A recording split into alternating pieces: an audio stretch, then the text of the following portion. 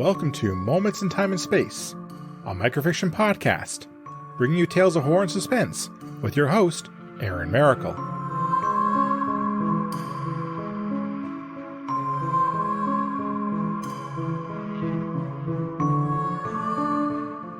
Hello everyone.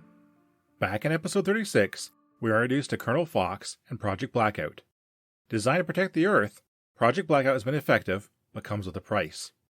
Private Carl James has recently joined the project and has been summoned to Colonel Fox's office to have a drink.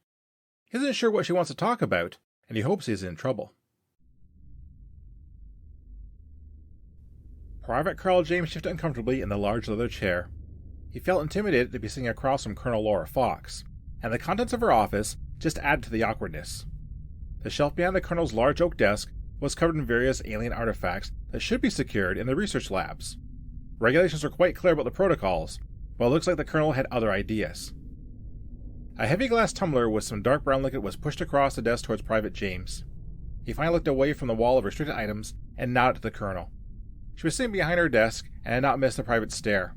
"Something on your mind, Private?" Private James scooped up his glass and gave it a sniff.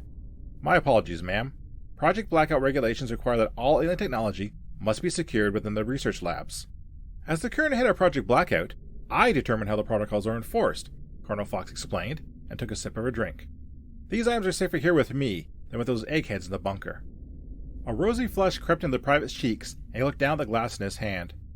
After giving the liquid a few swirls, he took a sip. His palate was used to cheap beer and pizza, but he knew that whatever was in the glass was expensive and enjoyable. "What do you know about Project Blackout?" Colonel Fox asked. Project Blackout was established to protect Earth from possible hostile extraterrestrials.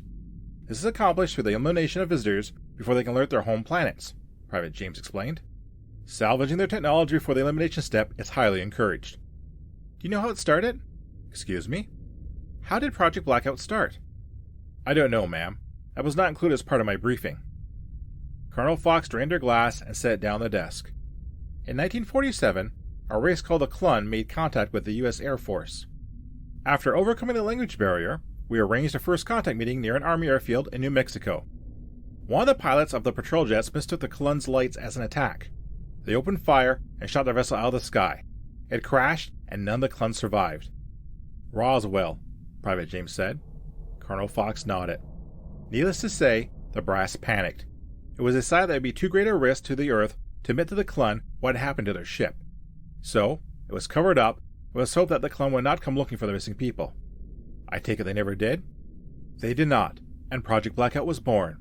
Any new visitors would be dealt with to protect the Earth. The Colonel picked up a bottle of liquor and shook it, raising an eyebrow towards the Private. He drained his glass and held it out for a refill. The Colonel obliged and filled her own glass as well. She drained the glass in one long sip and licked her lips. She gestured to the blue sphere resting in the cradle on her desk. That was a gift from Halish, one of the nicest fellows you could ever hope to meet. His race, the Darvi, believe in harmony and equality for all beings. Private James said nothing and looked at the liquor in his glass. For 2 weeks, Halish and I spent a lot of time together. I even managed to take him fishing, which he thought was the most incredible thing ever. He said he would bring his family on his next visit, and we could all meet, Colonel Fox said. I blew him up in his ship last year. You were just following protocol. Colonel Fox nodded. Indeed. Just like when I murdered the dozen other or so visitors who came to Earth. It was all for the greater good. Private James sipped his drink and let the awkward silence hang in the air. As they searched for the right words to say, sirens began to wail across the base. The sounds of boots running through the hallways could be heard through the walls of the office. Private James jumped to his feet. Why is the alarm siren going off? Are we under attack? Colonel Fox glanced at the blue sphere on her desk that was now pulsing with a pale white light. We could be. I think the Darvi have arrived. What? It took me months to contact them, but one of their ships finally passed close enough to pick up my signal. I told them what I did and offered my apologies. Why? Why'd you do that? Guilt. We have been using this false noble cause as an excuse to commit murder long enough. It is time for humanity to face the music. The Private ran to the window and looked outside. Base personnel were scrambling everywhere, and armored vehicles were rolling into position around the perimeter of the base. The sunlight began to fade, and it was not because of clouds. Hundreds of oblong ships were filling the sky, blocking out the sun. They kept increasing in number by the minute, and most of them were shining points of emerald light at various targets on the ground. Private James stared at the ships in the sky. "Colonel, you have to contact—" A single gunshot rang out, followed by a soft thud. Private James spun around and saw Colonel Fox sprawled across the top of her desk. A smoking sidearm was clutched in her right hand. He raced over, but knew it was too late to do anything. Blood flowed from a wound in the colonel's head and began to soak through a hastily scrawled note on the desk. 3 words were written on the paper. "Please forgive me."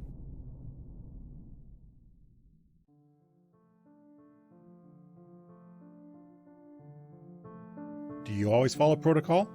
Thank you for listening. If you like what you heard, please subscribe to the podcast and leave a review. You can also follow me on Twitter at MomentsInTAS. Feel free to recommend this podcast to others and help it grow. The opening and closing theme is Creepy Night by Daniel Carlton. Until next time, be safe, be smart, and be well. See you soon.